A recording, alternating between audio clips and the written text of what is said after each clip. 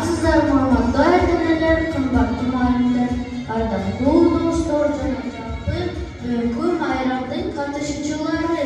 Кутмандуу күнүңүздөр менен. Бул күн биз үчүн абдан кубанычтуу күн. Анткени бүгүн бизде билимдер фестивалына кош келипсиздер. Добрый день, дорогие друзья, гости, уважаемые родители и учителя. Мы очень рады видеть вас в этот день и в этот час. Праздник сегодня может быть очень разным, но он должен быть сегодня прекрасным. Good afternoon, dear parents, teachers and guests. We are glad to see you on this festival day of knowledge. It's a great holiday for all of us. Welcome to our holiday. Our holiday will be amazing and interesting. Enjoy with our holiday. Bilim tunda altındaki şamçırak. Bilim alsam manda açık camırak der. Jusuf balasa uzaytkanday. Artkağı Respublika tanınan kreatif talim innovasyonel mektepte birinci klastan beri bilim jana tarbiya alıp kele жатканыбызга сыймыктанабыз. Opa, biz 4 yıl içinde dünyadaki kızıktı. Bizge tanış bolmağın canı derselerge, cana bilimlerge ev olduk. Bu derselerde öğrenöyle ardayım baykalık, cana sezgiç bolluğa tarbiyalandık. Biz kançalık dengilde okugandı, жазганды, жана көптөгөн материалдарды окуп үйрөнгөнүбүзгө күбө болуңуздар. Итоги учения подводим сегодня. Вспоминаем о том, что запомнилось более. А кто же герои сегодняшней встречи? Кому говорить будем страстные речи? Enjoy cool activities using arts and crafts. Listen to stories and share so loud. Bilimden açıp beşigip bir sevçi varım geçinip. Жылдар өтүп сезилместен, убакыт өтүп бара жатат билинбестен. Алкыш айтып, мугалимге, мектепке 5-ci класска аттанабыз.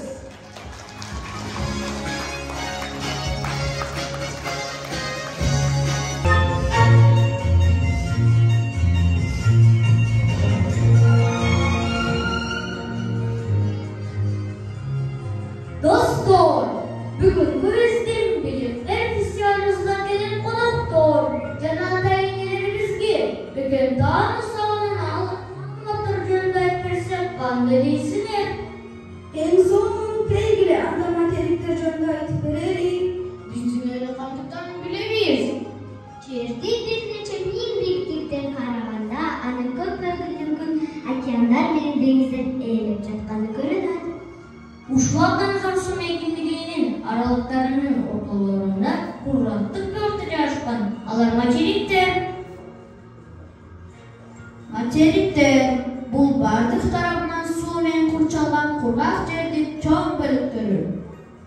Жер шары дүйнө бөлүгүндө эле 6 бөлүккө, 6 материкке бөлүнөт. Евразия, Африка, Түштүк Америка, Антарктида, Австралия. Бардык материктер бири-биринин көлөмү жана жаратылыш шарттары жайгашкан орду менен айырмаланат. Африка эң ысык материк. Түндүк Американын табияты Евразиянын табиятына окшош материк. Түштүк Америка эң муңдуу материк. Антарктида эң бийик жана эң суук материк. Австралия жерден чыгыш жана түштүк жарым шарында жашкан эң кичине материк. Евразия жердеги эң чоң материк. Биздин материктер суу мейкиндиги менен курчалган. Ал дүйнө мухит материктердин аралдар дүйнөлүк мухитти өлчөмдөргө бөлөт. Дүйнөлүк мухит бул жердеги беликтүү жана үздүктүксүз суу мейкиндиги. Күн сайын кечинде дүйнөлүк мухиттерден суусу көтөрүлүп кургак жерлердин кайсы бир бөлүктөрү каптап калат. Эртең менен жээктерди бошотуп кайра тартылып кетет. Деңиздер менен көлдөрдөн суу ташкындап кайра тартылып турат. Мындай кубулуштун себеби айдын тартылуу күчү. Мухиттердин эң чоңу жана тереңи Тынч мухитти. Эң кичинеси Түндүк муз мухитти. Евразияга баарынан жакыны Инди мухитти. Аралдар кол бөлүнгөн миштердин өлкөлөрү деңиз деп аталат. Деңиз менен миштердин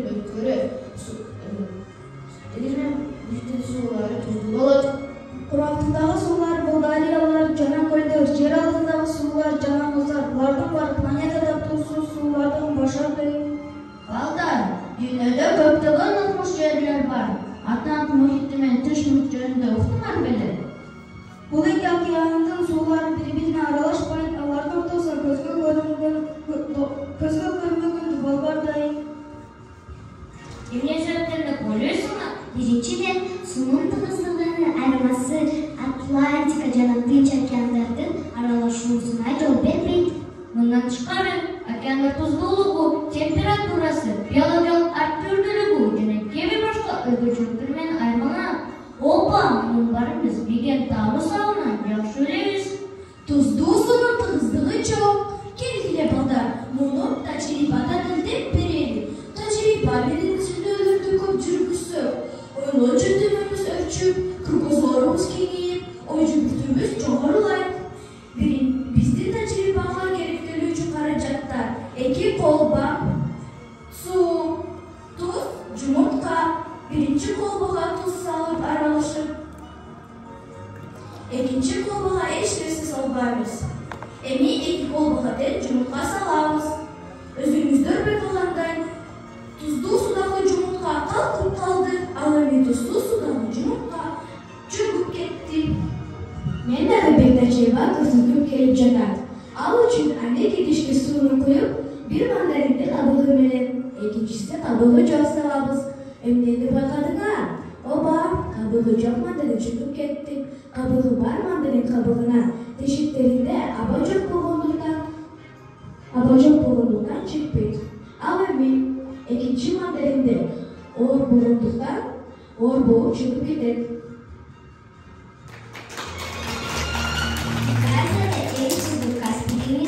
Ошондой эле дүйнөдөгү эң терең, тузсуз Байкал көлү жайгашкан. Көлдүн айланасы туризм эсеби үчүн мааниси зор. Байкал көлү бүткүл дүйнөлүк тизмесине киргизилген. Евразия жөнүндө Европа жана Азия бөлүктөрүнөн турат. Биздин анда Евразия материгинде жайгашкан, деңиздеги Урал калканы тоо арасында орун алган, дүйнөдөгү эң чоң болгон мамлекет Россия менен Кытай да ушул жарым шарлардан орун алган. Ал эми Ысык көл Кыргызстандагы эң чоң тоолуу туздуу көл. Кыргыздар Ысык көлдү Кыргызстандын Мерменти деп аташат. Дүйнөдөгү 25 ири көлдөрдүн катарында жана эң терең көлдөр тизмесинде 7-чи орунда турат. Ысык көл суусунун алдында байыр мурандылар бар экени көпчүлүккө кеңири маалым. Балдар, Ысык көлдүн ортосунда эмне бар деп ойлойсуңар? Ысык көлдүн ортосунда балыктар бар. Ысык көлдүн ортосунда байыркы урандылар бар. Дагы ойлонгулачы. 1, 2, 3, андай эмесе уктуңар. Ысык көлдүн ортосунда сызыкча бар деп кыргыз тили сабында өтпөдүк беле? Демек, Ысык көлдүн ортосунда сызыкча бар.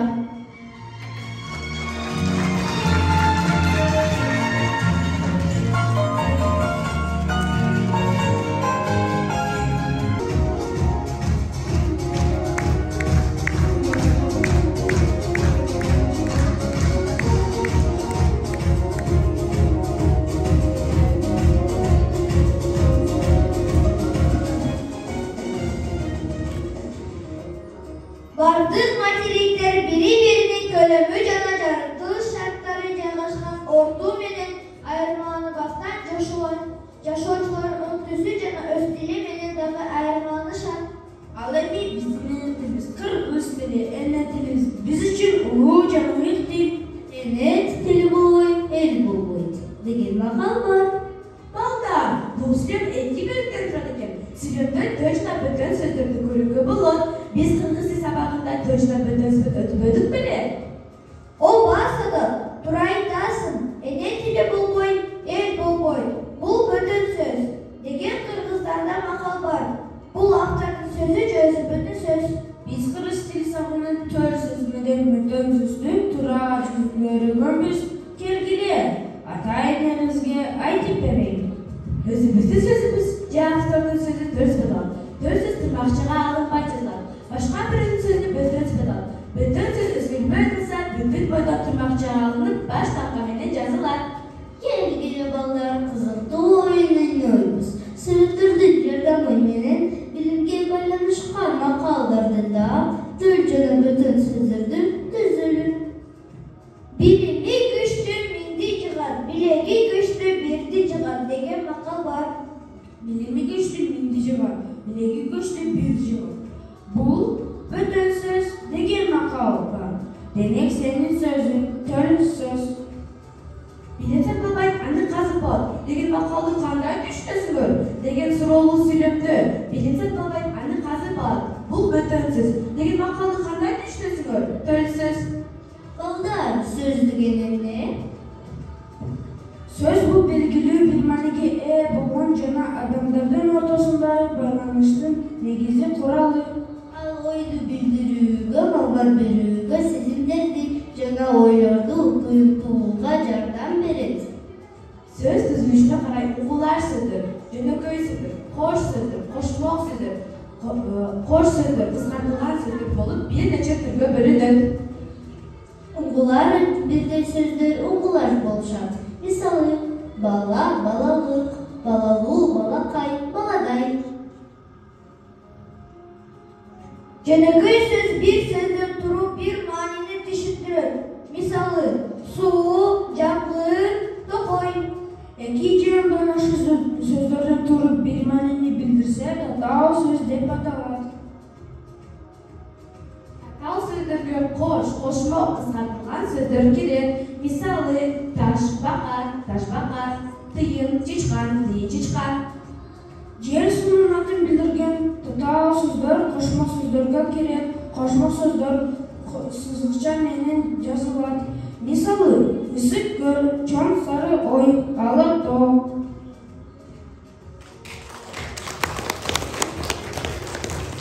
Cırmalattır bağırıyla durmuş imiz. Cılk etkenin bağırıyla cıldız imiz. Bilir bizim taşların kankan menin. Bilmegende röstiyle kırgız imiz. Dilim barda ulut mu? Dilim menen ulut mu? Ene dilim okosom, atar navay buluttum.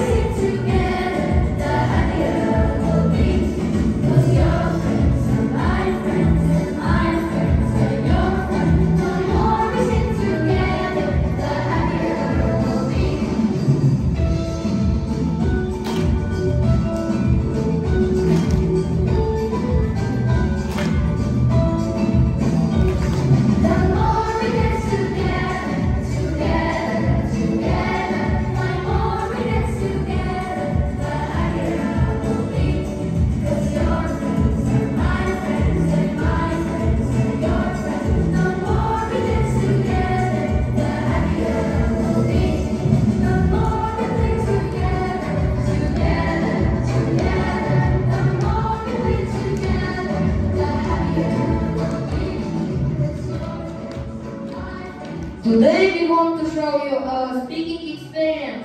When you go to any country, this is the language of everybody, being pronounced different place, different accents and different place.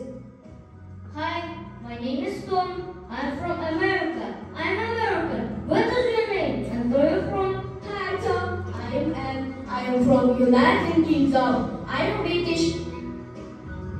Hi Tom, I am John. I am from Australia. I am Australian. I speak English. This is my friend Lee.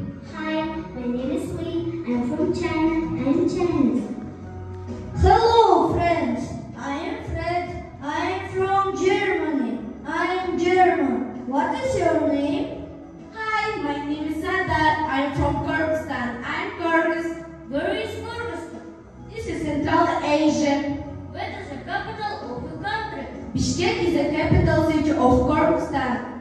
We are children from different countries, but we understand each other very well. Let's play the game. Form the words. Blink, blink, ink. Chill, heal, ill. Chair, hair, air. Stable, table, able. Price, rice, ice. Gold, oak. Sit, eat, and This, his, is. Year, ear. beer, ear. Do you know the game? Change the letter and make the word. For example,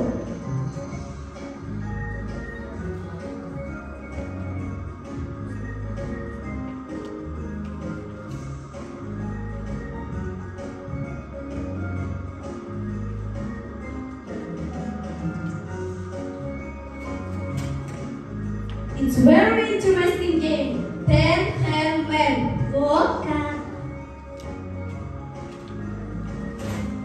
make, cake, take, lake. Cold, Cold, boat. Cat, cat, fat. Mr. Sister.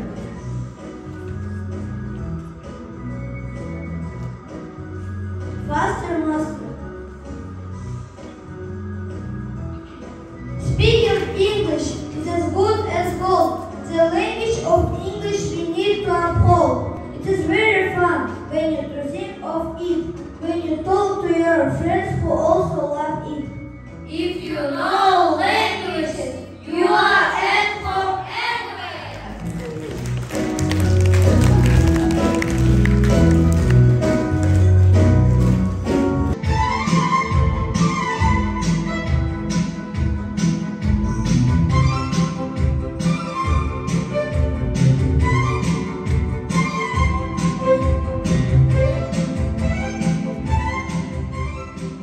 Biz matematika sabagında her türlü topşurmalarda atkarmandı öğrendik. Tuymalar, çatal dengemeler, çoğunluklar, san katarı üstörmeyin işledik. Oşonda öyle geometriyalık figuralar düzdük.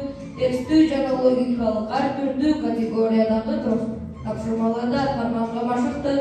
Балдар, алған бетігерді пайдаланып, бұл логикалық тапшырманы жауабын тапқыларшы. Егерде тик ұштық менен үч ұштық 33-ке, квадрат менен үч ұштық 22-ге, жана тик ұштық менен квадрат 25-ке барабар болсо, Demek kvadrat, burçluk, canı üç burçluk. Üçe kaçana barabar деп ойлойсуңар? Балдар, жакшылап байкап көргүлөчү.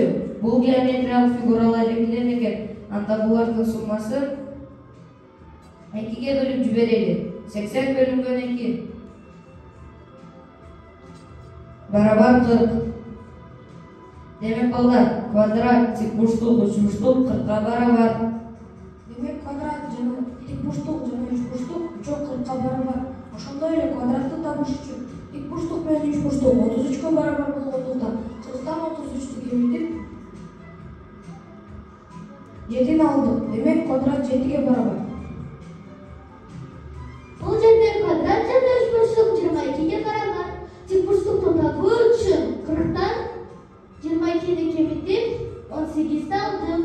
Демек, тик бурчтук 18-ге барабар. тик ұштық менен квадрат 25-ке барабар болсо, 40-тан 25-ти кемитип 15-ти алдык. Демек, 3 бурчтук 15-ке барабар. Куанда энелер жана коноктор, биз сиздерге каалагандай санды алдык. 9, 99, 999, 9999, 99999-га калькуляторсуз жеңил көбөйтүүнү көрсөтүп берели. Сиздер да чөптөк телефонуңуздардын жардамы менен текшерип турсаңыздар болот. 231 санын 9999-га көбөйтөйүн. 731'den birdi kemitip ошол санда 9999'dan kemiter 9 kemitilgen 0, 9 kemitilgen 3, 6, 9 kemitilgen 2, 7, 9 özü düşür.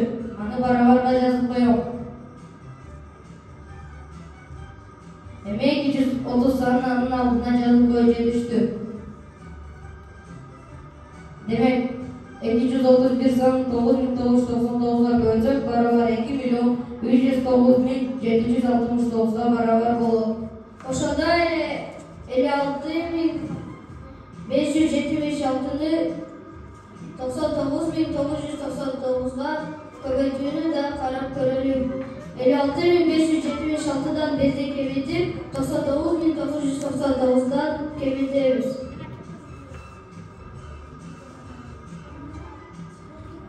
9'dan 5'li kemitsek 4, 9'dan 7'ni kemitsek 2, 9'dan 5'li kemitsek 4, 9'dan 6'ni kemitsek 3, 9'dan 5'li kemitsek 4. Эми ошол санды бара-барга жазып коебуз.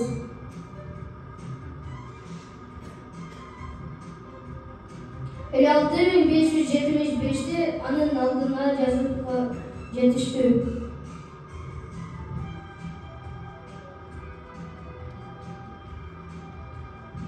Жооп 5.657.543.424'ga barabar. 999'dan koy. 999'dan 812'den birdi kemitsek 811. 9'dan birdi kemitsek 8. 9'dan birdi kemitsek 8. 9'dan 8'li kemitsek 1. Ana köbötürdükö жазып алалы. 811 sanın astına жазып koyalım. Жыйынтыкта 811.188 san çıktı. En son bollar. Trilyonda kança nol var? Trilyonda 12 nol var. Matematikten fokusla gösterip jatat. Ben kalağanda bir neçe uçoruklu sayda aldım. Misalı 457, 812, 693. 693 sanın kemü tertibinde yazıp alalı. Alsan 963. Emin olsan uşağı sandı özü tertibinde yazıp kemitelim. 594'te aldım. Uşağı sanın teskili yazılışın koşalım. Жыйынтыкта 1089 san çıktı. 457 sanı tekşerip göreyinçi. 457 sanın kemü tertibinde yazıp aldım. Эми ушул санды тескери жазылышын кошом. Жыйынтыкта 297 саны келип чыгат. 297 саны тескери жазылышын кошом. Жыйынтыкта 1089 саны келип чыгат. Демек кандай гана сан албайлы бул операциялар туура жүргүзүү менен 1089 саны келип чыгат. Доктор, учкуч, жамарак, ким болууну каалайсың? Ким болсоң да билип кой, эсиңе бек түйүп кой. Жакшы окугун ал үчүн Matematika sanalı.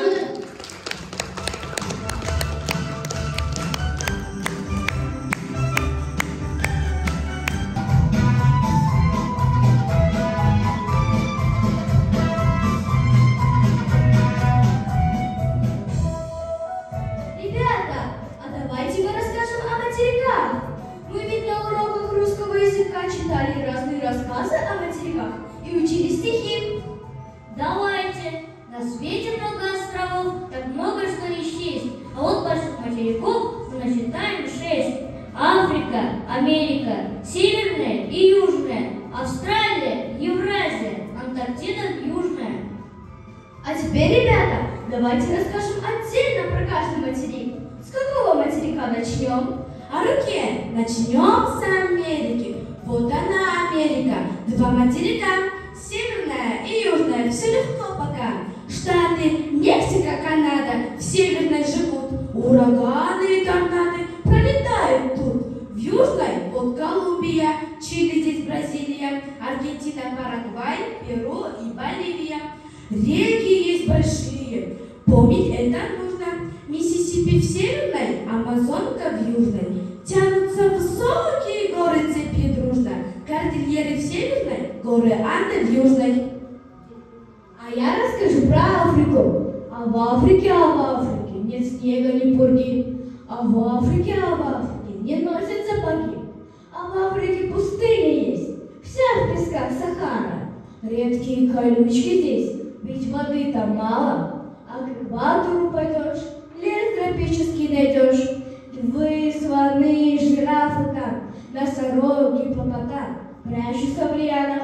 А зубастый крокодил в самой длинной речке Нил. Там вулкан Килиманджаро дышит лавой и пожаром. Стран различных целый ряд. Ливия, Египет, Чад, Эфиопия, Заир, Мавритания, Алжир. А я расскажу про Евразию.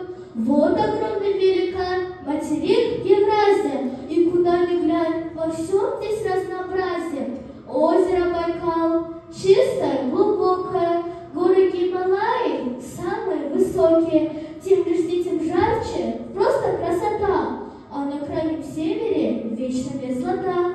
Горы здесь уральские, делят Евразию на Европу слева и еще на Азию. Вот Китай, вот Индия, ближе Казахстан, Турция, Туркмения, Иран, Афганистан, Швеция, Норвегия, Англия, Германия, Греция, Болгария, Франция, Испания. А я расскажу про Антарктиду. Антарктида – полюс южный, климат там суровый южный, сильный холод, снег и льдины, ходят влажно там пингвины, в черных фраках, как артисты, и в рубашках белых чистых. Всем, кого они встречают, головой слегка качают, очень уж тобой гордятся, ведь во фраках все родятся. А я хочу рассказать вам про Австралию. Скажите, а вы бывали в загадочной Австралии, где светит солнце белое, где рано поутру зарядку дружно делают, веселые и смелые, смешные загорелые, большие кенгуру, они ушами двигают, на задних лапах прыгают и держат равновесие при помощи хвоста. А маленьких детенышей, пушистых кенгуренышей, большущих сумках носят на круглых животах. Ребята, вы просто молодцы! А вы знаете значение слова «материк»? Я знаю. Слово «материк» означает обширное пространство Земли, омываемое морями и океанами. А какие синонимы можно подобрать к слову «материк»? Синонимы к слову «материк» – континент, суша, поверхность. Спасибо всем! Сегодня вы все просто молодцы! А теперь, ребята, я хочу задать вам вопросы. Материки омываются морями. Какая орфограмма в слове «моря»? В слове «моря» есть безударная гласная «о». А чтобы проверить безударную гласную в корне слова, нужно сделать так, чтобы эта безударная гласная стала ударной. Моря, море, гнездо, гнезда, стена, стены, снега, снег, земля, земли. Материки согреваются с помощью солнца. Солнце – главный источник энергии. А какая орфограмма в слове «солнце»? В слове «солнце» непроизносимая согласная «л», пробежное слово «солнышко» или «солнечный». А какие еще есть слова на непроизносимую согласную?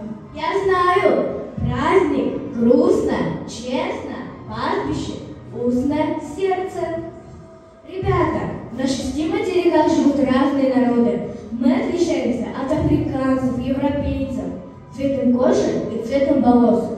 Но мы все живем на одной планете, на планете Земля. Нам нужно, чтобы на Земле был мир. Только так мы сможем сохранить планету.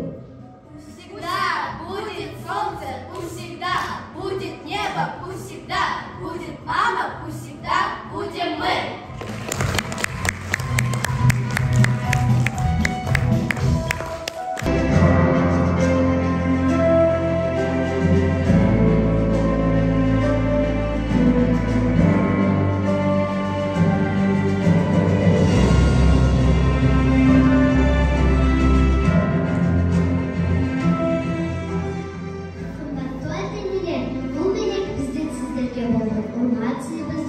Сүйүүбүздүн жанарыңызды жылуубуздун белгиси. Сиз өз колуңуз жасаган белектериңизди кабыл